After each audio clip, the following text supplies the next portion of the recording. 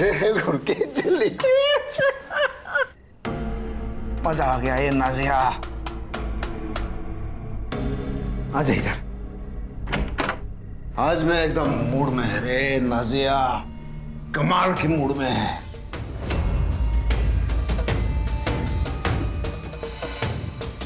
पता है लोगों ने मेरे नाम के नारे लगाए हैं, जय जयकार जय भाऊ जय जयकार। एकदम ऐसे भगवान वाली फीलिंग आ गई मेरे को। अच्छा है। अगले जुम्मा ना हम लोग दरगाह जाएंगे और सिद्धिविनायक भी जाएंगे। नहीं वो ऊपर वाले को बाद में याद करना, पहले इस नीचे वाले भगवान की सेवा कर। वो मेरा महीना चल रहा है।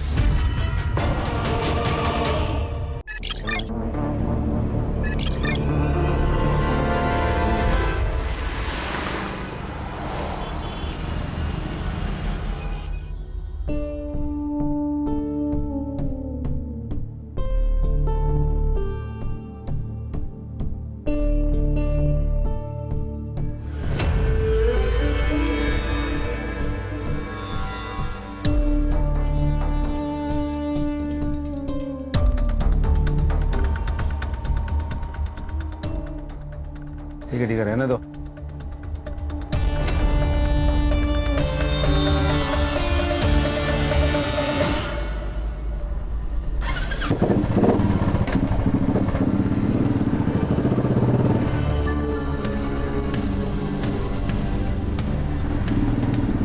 जय भाऊ जिंदाबाद, जय भाऊ जिंदाबाद, जय भाऊ जिंदाबाद, जय भाऊ जिंदाबाद। जैन भाऊ देखो ना, कंपनी वाले बोलते हैं सब इनकी गलती है, इनका एक्सीडेंट हुआ तो मतलब कंपनी की कोई गलती ज नहीं है।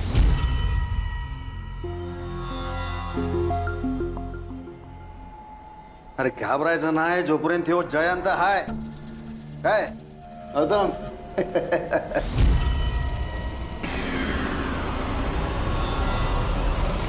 और जब तक गणेश भाऊ को पूरा मुआवजा नहीं मिलता कंपनी का एक मजदूर भी काम पे नहीं जाएगा। ए हीरा, हो भाऊ सबको बोल दे। हो भाऊ। काका सुनो ना, मैंने 12th पास कर लिया है तो प्लीज आप मुझे भी कहीं पे जॉब पे लगवा दीजिए ना। ये गौतम याड़ा बड़े डाला का तू? हाँ तू टेंशन मत ले, इधर बैठा है ना मैं। तेरे को किसी भी चीज की कोई भी जरूरत हो सीधा मेरे को फोन करने का। वेलकम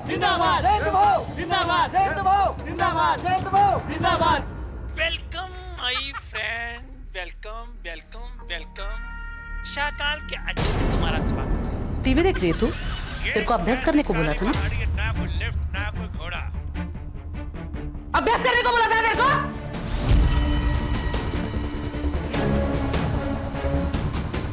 दिखाती हूँ मैं तुझे अभी काटी कुटे गिली माझी। यार तुम दोनों की किटकिट खत्म ही नहीं होती। बाबा देखो ना, इन्हें मुझे कितना मारा। तूने भी तो आई की बात मानी नहीं होगी ना?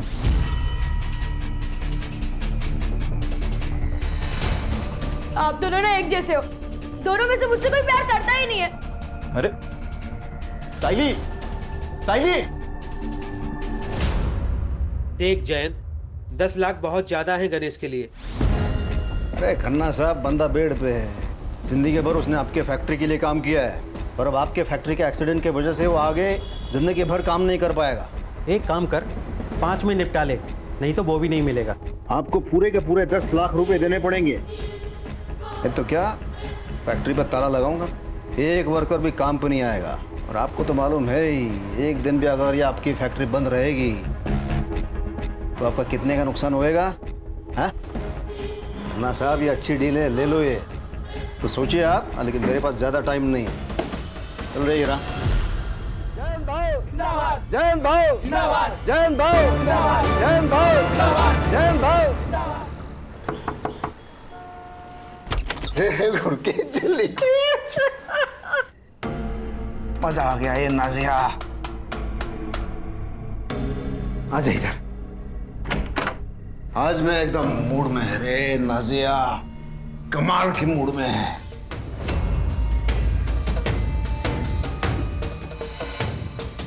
पता है लोगों ने मेरे नाम के नारे लगाए हैं, जय जयकार जय भाऊ जय जयकार।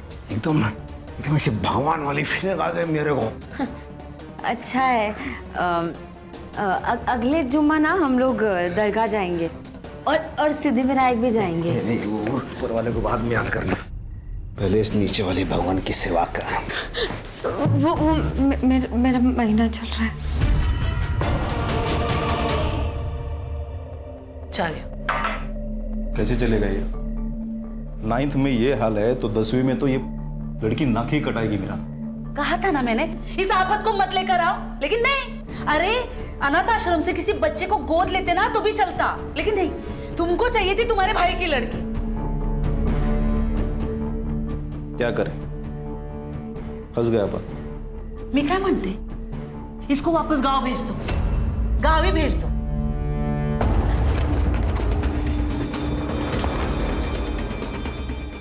हेलो, वो कमीना आपके पास ही आ रहा है।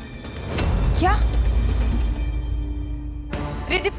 रिद्धि बेटा, तू चल, जल्दी निकल यहाँ से, चल। भाई रात के 10 बजे कहाँ जाऊँ? अरे वो राक्षस यहाँ आ रहा है। अभी अभी नाजिया का फोन आया था, किसी भी दोस्त के यहाँ चली जा, कहीं भी चली जा, बस अभी यहाँ से निकल। चल, जल्दी चल, चल चल जल्दी चल, ये डाल ले।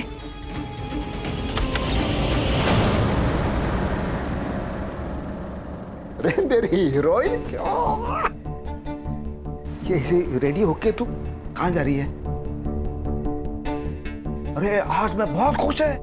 अरे क्या मस्त दिन किया मेरा, पता है? ए, तू जाना और मेरे लिए थोड़ा सा नमक मिर्ची लेके आ, मेरी हीरोइन। जा।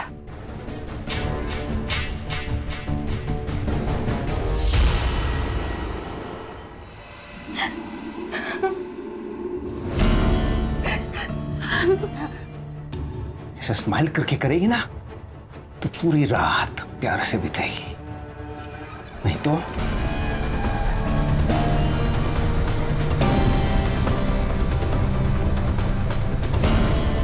मेरे भगवान को किसी की नजर ना लगे।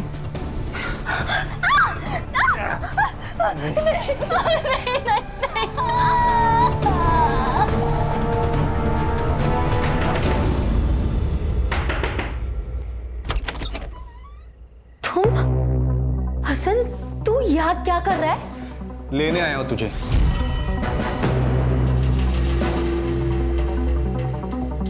तू मेरी थी नाजिया, मुझे लगा तू मेरा इंतजार करेगी और तूने उस अधेड़ उम्र के बेवड़े से शादी कर ली।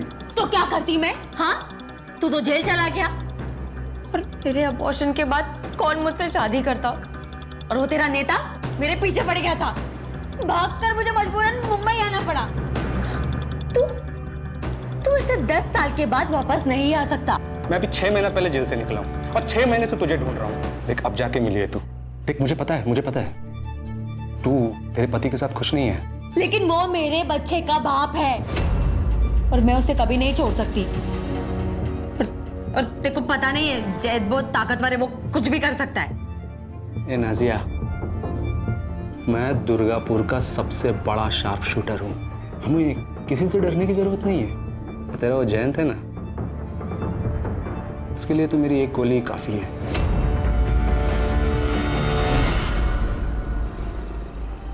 मैंने बोला था ना वही नहीं, कंपनी के पुंगी बजाऊंगा। वो कंपनी के मालिक से लड़के 10 लाख रुपए का चेक लेके आया मैं। भाऊ तुमसे खूब आभारी है भाऊ। हीरा, हो भाऊ, ये चेक गणेश भाऊ के अकाउंट में डालने का। हाँ, जब मैं कॉल करूंगा तभी। कॉल करूंगा म्हणजे? वही नहीं, अपन थोड़ा बात करते हैं ना पहले। हाँ,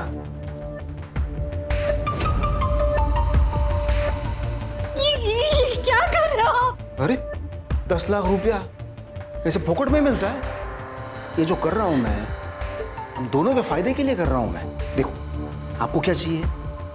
पैसा चाहिए, मर्द चाहिए, और मेरे को क्या चाहिए? मेरे को आप चाहिए। छोड़ो, नहीं, मैं ये सब नहीं कर सकती। नहीं? ठीक है फिर, 10 लाख रुपया भूल जाए अभी। ये भी याद रखना, कंपनी वाले गणेश पे केस डालेंगे मशीन खराब होने के लिए। वो सब तुमको देखना है, आप सोच लो उसके बारे में।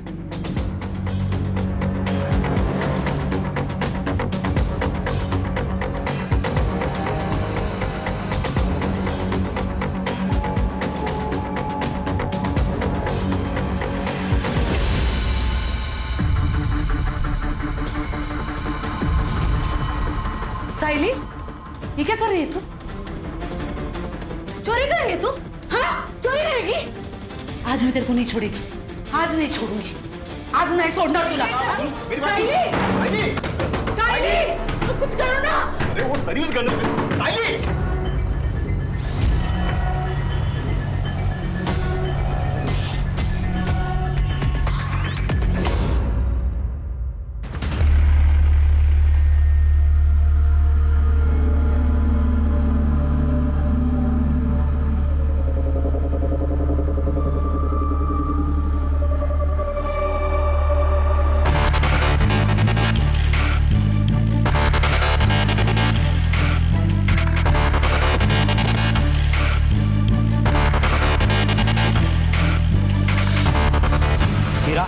अच्छा किया तुमने यहाँ कर। इस जयंत को हमने यूनियन लीडर इसलिए बनाया ताकि वो हमारे कंट्रोल में रहे, लेकिन अब वो हमारे सर पर नाचने लगा है।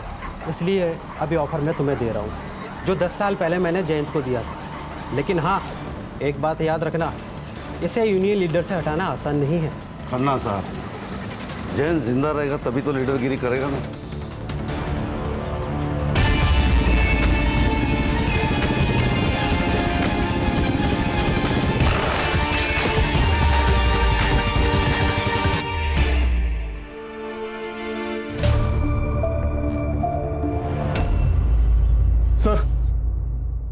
सर, थानेवासी एरिया के यूनियन लीडर जयंत पवार को किसी ने गोली मार दी।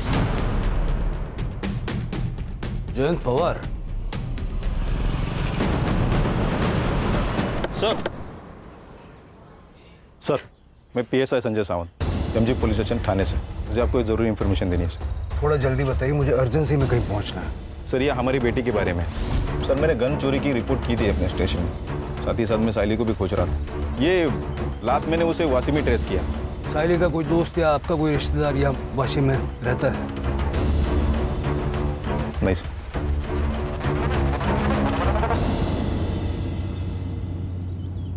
अरे रुकिए रुकिए,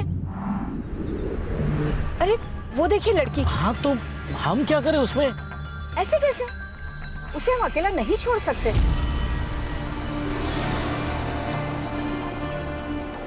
तुम भी ना।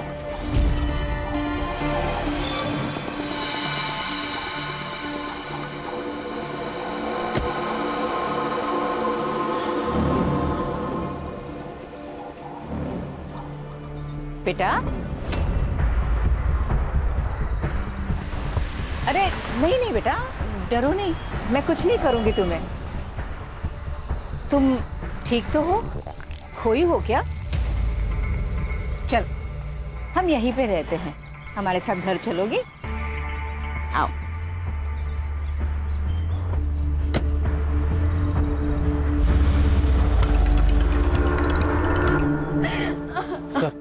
जयंत पवार, ये इनको यहाँ लेके कौन आया? सर, पास के मार्केट के कुछ लोग। गोली लगी ये बात सुनकर सब के सब भाग गए सर। ये परिवार है इनका? जी, इनको यूनियन के वर्कर्स ने इन्फॉर्म किया था सर। पास की मार्केट के कुछ लोग जयंत पवार को जख्मी हालत में लाए थे, तो वहाँ जाके जरा पूछताछ करो और जिस स्पॉट पे हादसा हुआ है वहाँ से जयंत का फोन रिकवर करवाओ और साइली की फोटो भी सब जगह दिखाओ। ये लो, आज तुझे पीरियड आया है ना, दवाई खा लो, खा लो। अरे ऐसा तो होता ही है, मैं तुम्हें अपने हाथों से नहलाऊंगी, फिर भोग। मेरा मतलब है कि फिर हम खाना खाएंगे। नहीं, मैं खुद नहा लूंगी। ऐसे कैसे? तू हमारे यहाँ पे पहली बार आई है ना, तो अब से तेरे सारे काम हम ही करेंगे। सही कहा ना? हाँ बिल्कुल। चलो उठो, आओ उठो। रुक रुक, छोड़, आके कहाँ जा रही है? हाँ, आज के बाद इस घर से तू कहीं नहीं जाएगी, समझी? चलिए इसे लेकर। इस लड़की को आपने देखा है कहीं, या आपके पति की जान पहचान में हो? नहीं सर, मैं नहीं जानती। और ये कहाँ काम करते थे किससे मिलते थे, मुझे कुछ नहीं पता। आपको किसी पे शक है क्या? मतलब कोई ऐसा होगा ना जो आपके पति पे हमला कर सकता है? तो मुझे कुछ नहीं पता सर, लेकिन पिछले 4-5 दिनों से बहुत परेशान लग रहे थे और मैंने 1-2 बार गुस्से में बात करते हुए भी सुना था। पर क्या?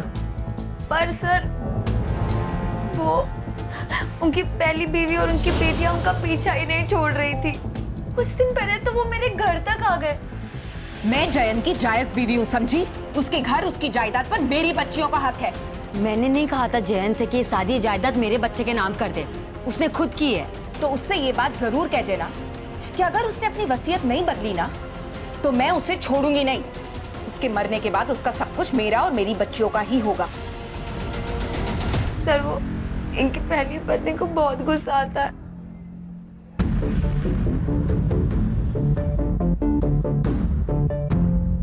लगता है आपके पति को भी बहुत गुस्सा आता था। मैडम, मर्दों का तो खून गर्म ही होता है। उनकी पहली पत्नी की डिटेल्स हमें चाहिए। आप अपना फोन नंबर इनको दे दीजिए। सर वो दरअसल मेरे पास फोन नहीं है, इनको नहीं पसंद था कि मैं फोन वगैरह यूज करूं, लेकिन आपको इनके फोन में सारी डिटेल्स मिल जाएंगी। ये जैन का रोज का आने जाने का रास्ता था, आपने कुछ देखा था? और उनका फोन वगैरह मिला? फोन का तो ध्यान नहीं है, लेकिन वो रोज आते जाते तो हम लोग को मालूम रहता। इस लड़की को देखा है पहले? नहीं साहब। आपने? नहीं सर। मैडम, आपने देखा इसे? नहीं सर ये टोपी मिली है, शायद जयंत की होगी। और ये बुलेट शेल वहाँ उधर गिरी थी सर। और सर ये 9mm है। 9mm?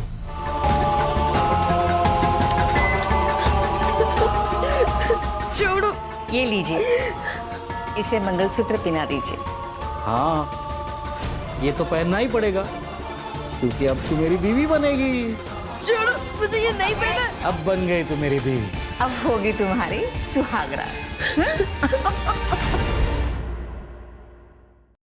9mm service girl. इतने इरेस्पॉन्सिबल कैसे हो सकते हो संजय? ये देखिए, ये थानेवासी मजदूर यूनियन का लीडर है। साइली जानती थी क्या इसे? नहीं। संजय, पक्का साइली ने कॉल नहीं किया ना? नहीं हो सर, उसने अगर फोन किया रहता तो मैं आपको बताता सर। शायद इस कांड के बाद वो डर गई होगी। सर मेरी साइली बहुत ही अच्छी लड़की थी, वो किसी को नहीं मार सकती। जब वो आपके पास थी तब इतना प्यार किया होता तो शायद भागती नहीं वो। ठीक है संजय, तुम दोनों जाओ, लेकिन याद रखना साइली कांटेक्ट करेगी। Be vigilant. जी सर। करड़े सर, दोनों के फोन सर्विलेंस पर डालो। सर मैंने जैन की पहली बीवी के बारे में पता किया। 10 साल पहले उसने उसे नाजिया के लिए छोड़ दिया था, लेकिन दूसरी शादी के बाद भी वो अक्सर शीला के घर जाता था और उसे और उसकी बेटियों को मारता था। दरअसल वो अपनी बेटियों को पसंद ही नहीं करता था, इसलिए वो चाहता था कि सारी प्रॉपर्टी अपने बेटे के ही नाम कर दो। मतलब पहली बीवी शीला के मन में भी इतना गुस्सा तो भरा हुआ था कि वो जैन को जान से मार डाले। सर हो सकता है शीला ने खुद ना मारा हो, किसी को कॉन्ट्रैक्ट देके मरवाया। करड़े सर, जरा चेक करो जयंत की किसी ने सुपारी उपारी ली है क्या? सर सीसीटीवी में क्या मिला पंकज? सर बहुत ही छोटा मार्केट है। मेन एंट्रेंस पे एक सीसीटीवी कैमरा है, लेकिन जिस गली में शूट आउट हुआ वहाँ पर कोई भी कैमरा नहीं है। फिर भी उस एरिया का अच्छे से फॉरेंसिक करवाओ और नाजिया के घर के बाहर अपना एक कांस्टेबल सिविल ड्रेस में लगवाओ। हो सकता है कि शीला नाजिया पे या उसके बच्चे पे अटैक करने की कोशिश करे। जयंत का फोन सापड़ लगा? नहीं मिला सर, सब जगह पे देखा, कल से नंबर भी बंद आ रहा है सर। सीडीआर मंगवाया है सर। कोई जयंत को गोली मार देता है और उसका फोन लेके भाग जाता है, उस फोन में कुछ ना कुछ तो होगा। हो सकता है सर उस बच्ची ने चुराया होगा बेचने के लिए।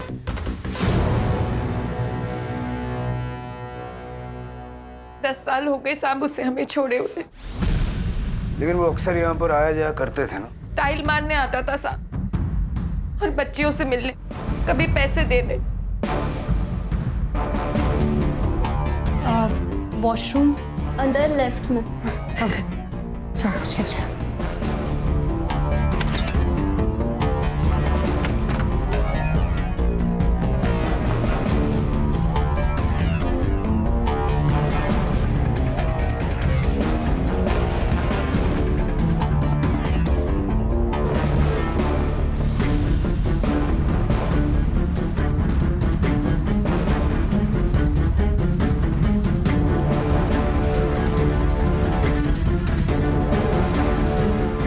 आपके पति ने अपना घर नाजिया के बेटे के नाम कर दिया, गुस्सा तो आया होगा आपको। और हमने सुना है कि आपने धमकी भी दी थी।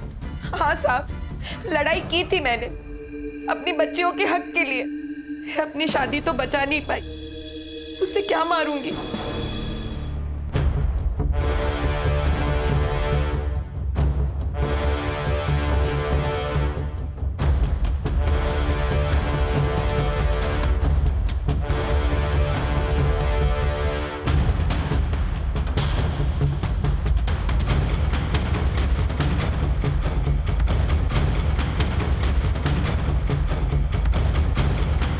ठीक है, जब तक ये केस सॉल्व नहीं हो जाता आप में से कोई भी शहर छोड़ के जाइएगा मत। जी सर मुझे लगता है जयंत अपनी बड़ी बेटी रिद्धि के साथ कुछ गलत कर रहा है सर। मतलब मैंने रिद्धि की बॉडी पर भी सेम मार्क्स देखे जैसे हमने नाजिया की बॉडी पर देखे थे हॉस्पिटल में। ये देखे सर, ये सामान मुझे उनके बाथरूम और बेडरूम से मिला। और सर ये रिद्धि की अबॉर्शन रिपोर्ट। लेकिन मानसी, हम श्योरली ये नहीं कह सकते ना कि ये जयंत ने किया होगा। हो सकता है रिद्धि का कोई बॉयफ्रेंड हो या शीला ने रिद्धि से पैसों के लिए ये करवाया हो। इस घर पे नजर रखो, शीला और उसकी दोनों बेटियों का सीडीआर निकलवाओ और अबॉर्शन क्लिनिक जाके पता करो कुछ मिलता है क्या। Yes sir. हमने जयंत पवार की इंफॉर्मेशन निकाली है खन्ना जी। उन्होंने अभी अभी आपकी कंपनी से 10 लाख रुपए का मुआवजा लिया था, राइट? हमने पता किया है आपके पुणे के, नागपुर के और गुजरात की फैक्ट्री के वर्कर्स उससे बहुत खुश थे। वो लोग यूनियन फॉर्म करने वाले थे। उन्होंने जयंत को इनवाइट भी किया था हेल्प के लिए। देखिए सर, ये सब प्रॉब्लम्स हर फैक्ट्री में होती रहती है, तो इसका मतलब ये तो नहीं कि हम ऐसे आए दिन किसी का भी मर्डर करवा दें। हाँ सर, मैं जयंत भाव का राइट हैंड था। जयंत भाव के कहने पे ही खन्ना साहब ने 10 लाख रुपए दिए थे गणेश भाव के लिए। जयंत भाव हमारे लिए भगवान थे, हम में से कोई भी उनको मांग नहीं सकता साहब। ठीक है, थैंक यू।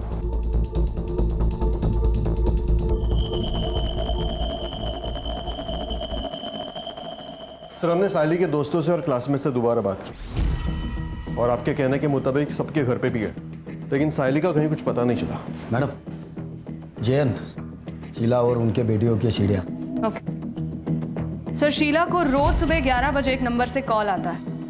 ये नंबर रिद्धि के नाम पर रजिस्टर्ड है सर। रिद्धि के नाम पे? यस सर, लेकिन इसका लोकेशन जयंत और नाजिया का घर दिखा रहा है सर। और फिर 11:30 बजे ये फोन स्विच ऑफ हो जाता है। रोज आधा घंटा शीला से बातचीत की जा रही है, मतलब जयंत ने ये नंबर सिर्फ शीला से बात करने के लिए लिया था। यस सर, जयंत ही बात करता होगा और नाजिया को ये पसंद नहीं होगा कि वो अपनी पहली बीवी से बात कर रहा है। सर, कहीं ऐसा तो नहीं है कि नाजिया ने ही जयंत को मरवा दिया हो क्योंकि वो अपनी पहली बीवी से टच में था? हो सकता है, जेलसी एक बहुत बड़ा फैक्टर है। अबॉर्शन क्लिनिक से कुछ पता चला? यस सर, रिद्धि का अबॉर्शन हुआ था लेकिन वो शीला के साथ गई थी सर। बच्चे के पिता के बारे में नो आइडिया। सर, मैंने जयंत के बारे में आसपास पूछताछ की कि जयंत काफी बार शीला के घर आता था। बोला शिंदे। हेलो सर, एक आदमी नादिया जी के घर पे आया था, सुबह भी आया था और रात को भी आया था। फोटो भेज। ओके सर, भेजता हूँ। ममता, सुनो, मैं क्या कह रहा था, उस लड़की के साथ हम कुछ करें इससे पहले एक बार कर लूं। खून मुंह लग गया आपके? बस एक बार। ठीक है, मगर उसके बाद काम खत्म। प्रॉमिस।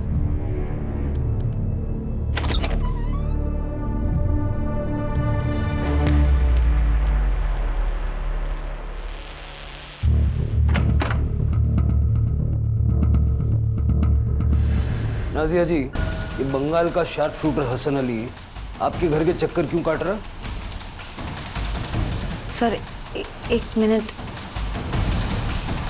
बंटी इधर आओ, आप अंदर जाके खेलो। ओके, मम्मा आती है।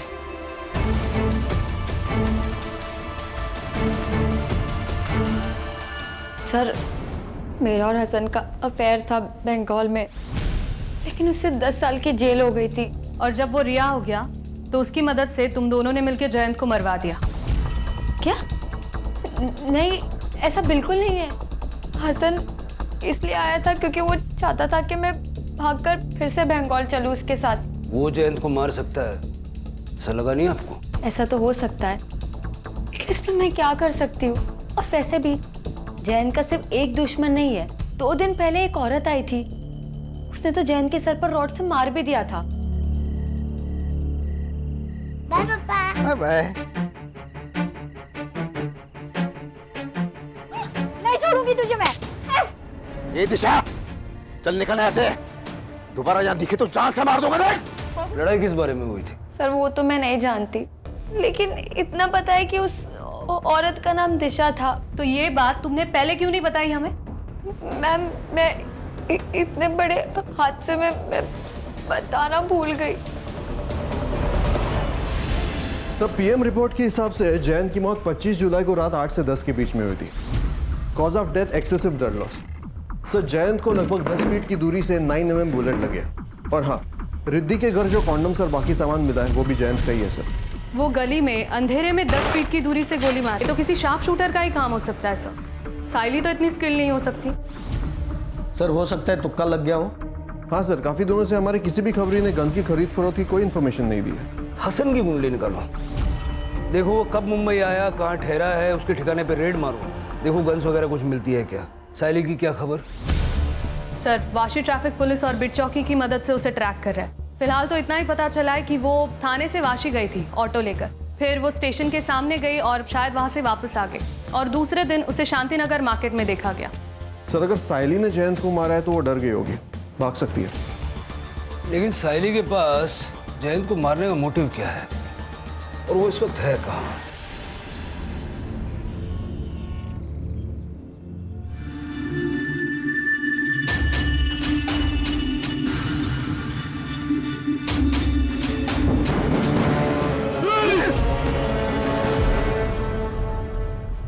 साहब जयंत मुझे ब्लैकमेल कर रहा था। 2 दिन तक उसने मेरे साथ जबरदस्ती की।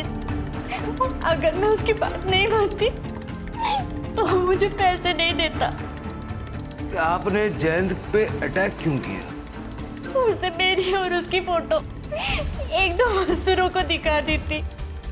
सब मेरा बेटा जवान है, पुणे में पढ़ता है। अगर उसको ये बात पता चल गई तो वो अपनी माँ के बारे में क्या सोचेगा साहब? कहीं आपने अपने बेटे के साथ मिलकर?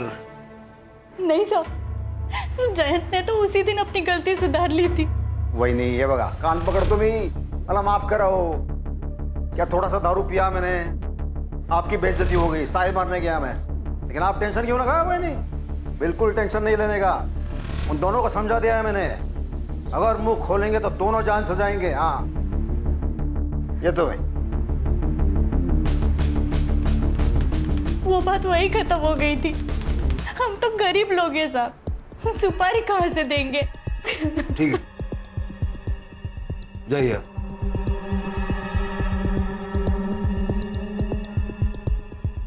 मानसी सर, इसके बेटे की कॉल डिटेल्स निकालो तो जरा पता करो किन 2 मजदूरों को जयंत ने वो बात बताई थी। Yes sir. हेलो, क्या? सर ये तो साइली है, संजय की बेटी। सर बॉडी की हालत देख के तो लग रहा है कम से कम 2-3 दिन पुरानी होगी। मतलब जयंत की बॉडी से भी पहले से साइली की बॉडी यहाँ पड़ी हुई थी। इसे शायद बांधा होगा और बहुत मारा होगा। सर शायद जबरदस्ती भी की गई होगी। सर कोई बुलेट सेल नहीं मिली। सर हो सकता है एक ही टाइम पे एक ही गन से दोनों को मारा गया। साइली को यहाँ नहीं मारा गया, उसकी बॉडी को बांध के यहाँ डंप किया गया। बॉडी को पोस्टमार्टम के लिए भेज दो और संजय को इन्फॉर्म करो।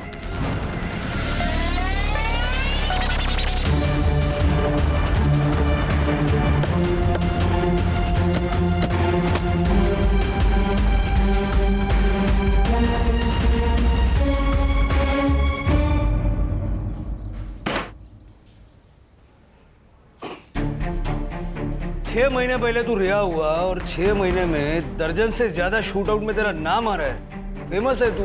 नाम आने से क्या होता है? सच थोड़ी ना हो जाता है। इतना दूध का दुला हुआ नहीं है रे तू। नाजिया ने सब बताया है। वो जयंत पवार को अंधेरे गली में जैसा शूट किया ना, वो शूट करने के लिए आलतू फालतू आदमी नहीं चलेगा, शार्प शूटर चाहिए, जैसा कि तू। साहब, आपके शहर में टैलेंट की कमी है क्या साहब? कोलकाता की जेलों में कैदियों की कमी है।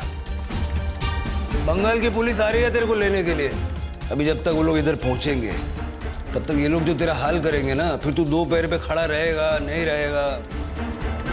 क्या करेंगे? क्या करेंगे? मारेंगे ना। अरे मार लो ना। अरे मैं तो बैठा हूं इधर, मारो ना। मार के कुछ नहीं होगा। हाँ, कोई सबूत है तो फिर आओ, बैठ के बात करेंगे। और अगर नहीं है तो मैंने जयंत को नहीं मारा। मेरी आखिरी सांस तक ना कल यही सुनने को मिलेगा। सर, दिशा की कॉल डिटेल्स और एलिबाई चेक हुई है।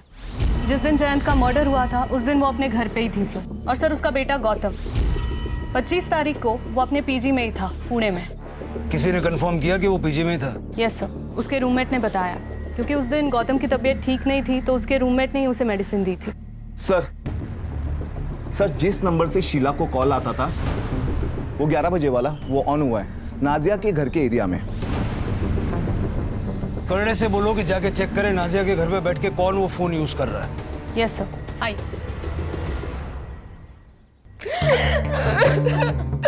हमने जयंत को नहीं मारा है। आप लोग ये आंसू थोड़े से बचा के रखिए। कहानी में ऐसा ट्विस्ट होगा हमने तो नहीं सोचा था। आप दोनों ने मिलके अपने पति जयंत की सुपारी दी। मानसी, वो साइली की फोटो दिखाओ जरा। जयंत के बारे में तो मेरी समझ में आता है, बच्ची को क्यों मारा? सर, हमने इसे नहीं मारा। हम तो इस लड़की को जानते तक नहीं है। एक बात जयंत की, जब हमको भी हमारी तरह रोज मार खाना पड़े तब पता चलेगा कि कैसा लगता है।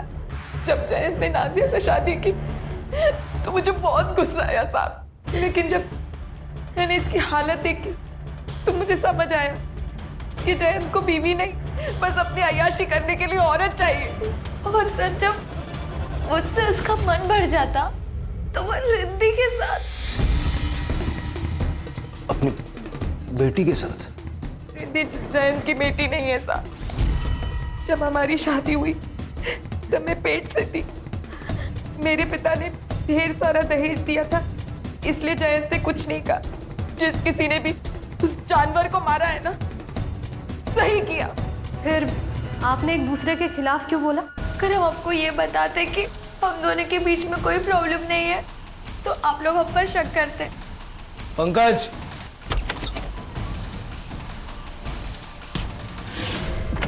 आइए। हीरा जी। सर, मैंने कुछ नहीं किया सर। तेरे फोन ने और कुछ सीसीटीवी फुटेज ने हमें सब बता दिया। जिस रात जयंत का मर्डर हुआ उस दिन तुम नाजिया से मिले थे और शाम को शीला जी, नाजिया जी और हीरा यादव जी तीनों ने मिलकर मीटिंग की। और फिर आप दोनों ने अपने अपने गहने बेच दिए, है ना? तेरे कॉल रिकॉर्ड से हमें एक नंबर मिला। किसका नंबर मिला पता है? बंडू का। बंडू कौन है जानता है? मुंबई का कॉन्ट्रैक्ट किलर। हाँ सर, मैंने किया था कॉल और जयंत भाई को मारने के लिए ही। लेकिन साहब, उसने मेरे से 15 लाख रुपए मांगे और इतने पैसे थे नहीं मेरे पास। हाँ साहब, हमने अपने गहने बेचे थे, लेकिन 15 लाख नहीं जमा हो पाए। वो लालची बंडू कम में मान गया? नहीं साहब, उसने कहा इतने कम पैसे में वो यूनियन लीडर को मारने का रिस्क नहीं लेगा। अगर हमने सुपारी दी होती तो हमारे पास पैसे नहीं होते। मेरे और शीला दीदी दोनों के पैसे घर पर ही है। अब चाहो तो चेक कर सकते हो। वो आपने गन्स के बारे में पता करने को कहा था। हाँ। पुणे में एक आदमी है, 3-4 गन्स इलीगल तरीके से पिछले महीने उसने बेचा। कौन है रे? सर, वो कोई डीलर है, टोनी। नक्सलवादियों के साथ मिलकर काम करता है, पुलिस वाले टीम पे हमला करता है और उनके वेपन से लेकर अलग अलग जगह बेचता है सर।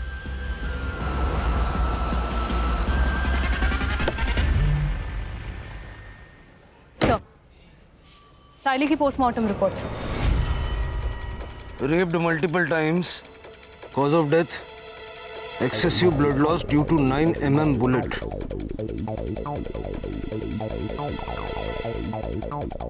सीमन भी है। टाइम ऑफ डेथ 25 जुलाई रात 10:30 से 12:30 के बीच। सर इसका मतलब जब जयंत की बॉडी हॉस्पिटल लेकर गए थे तभी इन लोगों ने साइली की डेड बॉडी यहाँ डंप की होगी। सर साइली की बॉडी हमें जिस स्पॉट पर मिली है वो स्पॉट मेन रोड से थोड़ा हटके है। लेकिन आए तो किसी न किसी रास्ते से होंगे ना। हॉस्पिटल से टाइम पता लगाओ, जयंत की बॉडी को किस वक्त वहां ले जाया गया, और मार्केट के एंट्रेंस का सीसीटीवी एक बार चेक करो।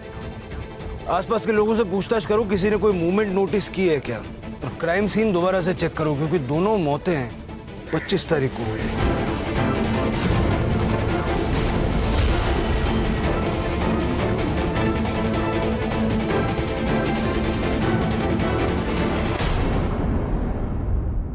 सर मैंने मुंबई में किसी को गन नहीं बेची सर। ये लड़की को कहीं देखा था आपने? हाँ साहब, ये लड़की को ये 3-4 दिन पहले इसी रोड पे देखा था। सर मैंने एमजी रोड और जंगल के बीच के सारे सीसीटीवी चेक किए। सर टाइम और जगह के हिसाब से ये ग्रे कार मैच कर रही है सर, लेकिन देखिए नंबर प्लेट दिखाई नहीं दे रहा है। लेकिन सर आगे एमजी रोड के सिग्नल को क्रॉस करके बच्ची की जहाँ लाश मिली थी उस रोड पर ये कार जाते हुए दिखाई दे रही है। लेकिन सर मैंने आगे का सीसीटीवी भी चेक किया, उस रोड पर ये कार नहीं दिखाई दे रही है। इसका मतलब ये गाड़ी जहाँ बॉडी को डंप किया गया उस स्पॉट के आसपास ही कहीं रुकी हुई थी। लेकिन सर एग्जैक्टली 20 मिनट बाद वापस ये कार जाते हुए दिखाई दे रही है। इस गाड़ी को जहां तक पॉसिबल है बैक ट्रेस करो, और उसके 2 किलोमीटर के एरिया में अगर हर घर चेक करना पड़े करो। मुझे एक ग्रे गाड़ी किसी भी हाल में चाहिए। यस।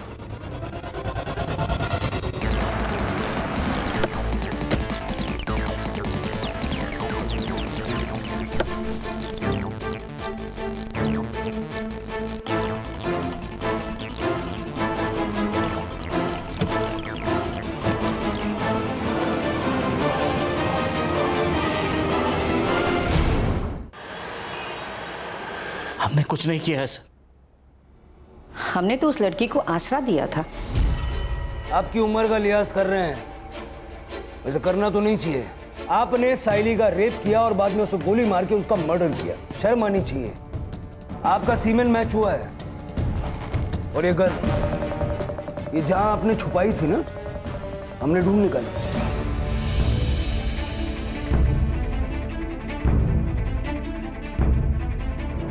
इसी गन से साइली पे गोली चलाई गई थी। ये मेरे पति हैं, इन्हें कैंसर है। डॉक्टर ने कहा है कि कोई भी दवाई इन पर असर नहीं कर रही है। पीर बाबा ने कहा कि इनकी दूसरी शादी करो, वही इनके संकट को हर सकती है। इसीलिए हमने उसके साथ शादी करवाई। उसने तो कहा था कि उसके माँ बाप उसे पसंद नहीं करते, भाग कर आई थी यहाँ पर। और उसी बात का फायदा तुम लोगों ने उठाया। जो भी किया ना, अपने पति की जिंदगी के लिए किया। पति ही मेरा परमेश्वर है। अब जेल में पूजा करना एक दूसरे की।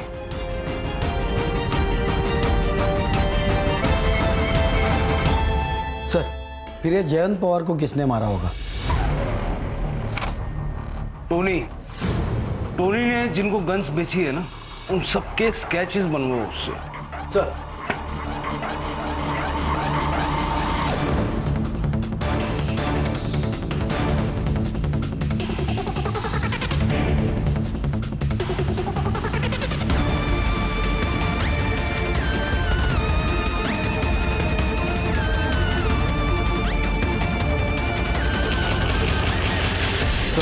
मैंने इसे 2 बार सीसीटीवी फुटेज में देखा था।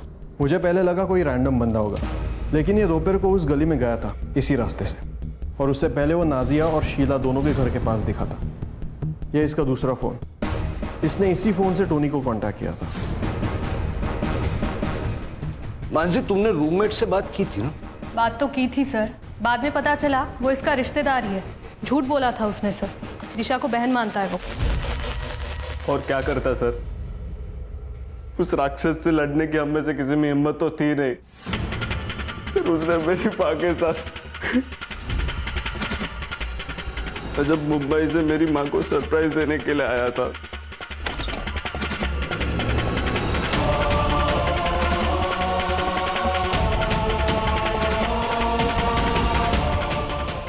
उसी दिन मैंने सोच लिया था कि उस कमीने को छोड़ूंगा नहीं मैं ढाबे पे रुका हुआ था।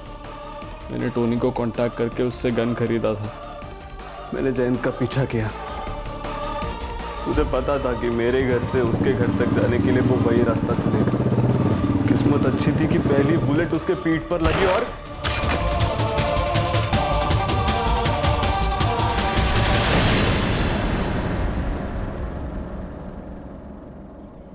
जयंत को गॉड कॉम्प्लेक्स था। उसकी बीवियों ने उसके इतने जुल्म सहे कि जयंत को लगने लगा कि उसके सारे गुनाह माफ हैं। ऐसी गलतियों को शय मिलने की वजह से ही तो इंसान जयंत जैसा राक्षस बन जाता है। अगर शीला ने जयंत के खिलाफ आवाज उठाई होती तो जयंत की मनमानी रुक जाती और शीला, नाजिया और बाकी सबको ऐसे हालात से गुजरना नहीं पड़ता।